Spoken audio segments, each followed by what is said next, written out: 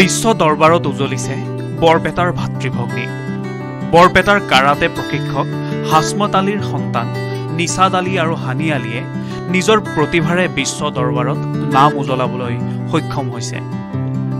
World karate ফেডাৰেশ্যনৰ অধীনত ২৭ নৱেম্বৰৰ পৰা ৩০ নৱেম্বৰলৈ ইজিপ্তৰ কাইৰতত অনুষ্ঠিত হ'বলগীয়া ৱৰ্ল্ড ছিনিয়ৰ কাৰাতে চেম্পিয়নশ্বিপত হানি আলীয়ে ভাৰতৰ হৈ অংশগ্ৰহণ কৰিব। উল্লেখযোগ্য যে হানি আলী হৈছে অসমৰ প্ৰথমগৰাকী মহিলা খেলুৱৈ যিয়ে এই প্ৰতিযোগিতাত অংশগ্ৰহণৰ সুযোগ লাভ কৰিছে।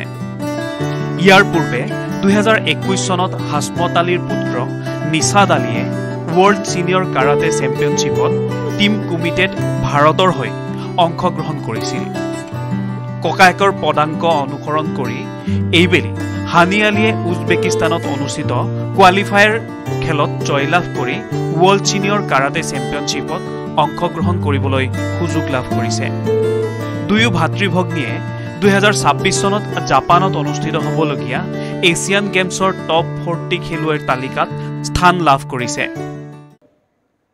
ফাৰ্ষ্ট অফ অল এইটো বহুত ডাঙৰ এটা এচিভমেণ্ট এটা, কাৰণ এইটো যোনটো ৪-৫ যোনটো চিলেকশ্যন ট্ৰায়েল কৰিছে, এতিয়া নৱেম্বৰৰ ১০ তাৰিখৰ পৰা লক্ষ্ণৌত তাত হেৰি হ'ব, আমাৰ ট্ৰেইনিং কেম্প হ'ব। এতিয়া ট্ৰেইনিং কেম্পটো হওক, তাৰপৰা আৰু ২-৩টা এক্সট্ৰা ট্ৰেইনিং কেম্প হ'ব। তাৰপৰা সেইটো ফাইনেল চিলেকশ্যন কৰিব, আমাৰ মাৰ্চত নহ'লে এপ্ৰিলত ফাইনেল চিলেকশ্যন কৰিব। তাৰে টপ 1টোক মানে চিলেক্ট কৰিব। অৱশ্যে এই তালিকাৰ ৪০ গৰাকীৰ ভিতৰত ১০ গৰাকী খেলুৱৈ ভাৰতৰ হৈ প্ৰতিযোগিতাত অংশগ্ৰহণৰ সুযোগ লাভ কৰিব। ২০২৫ চনৰ মাৰ্চ মাহত হায়দৰাবাদত অনুষ্ঠিত ছিনিয়ৰ নেশ্যনেল কাৰাতে চেম্পিয়নশ্বিপত নিছাদ আলীয়ে ৭৫ কেজি শাখাত সোণৰ পদক লাভ কৰে আৰু হানি আলীয়ে ৬১ কেজি শাখাত লগতে আণ্ডাৰ-21 গাৰ্লছ কমিটত ৬১ কেজি শ্ৰেণীত দুটাকৈ সোণৰ পদক লাভ কৰিবলৈ সক্ষম হৈছে। মোৰ খেলাখন হ'ব ইজিপ্ত কাইৰত 26 to 28 নৱেম্বৰৰ পৰা।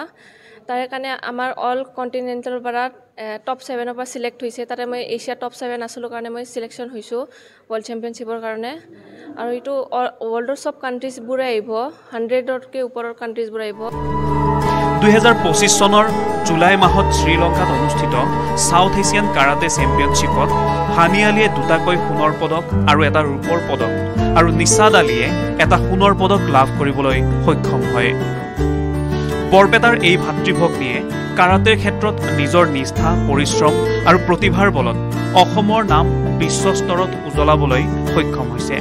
দুই ভাতৃভগ্নীলৈ থাকিল শুভকামনা।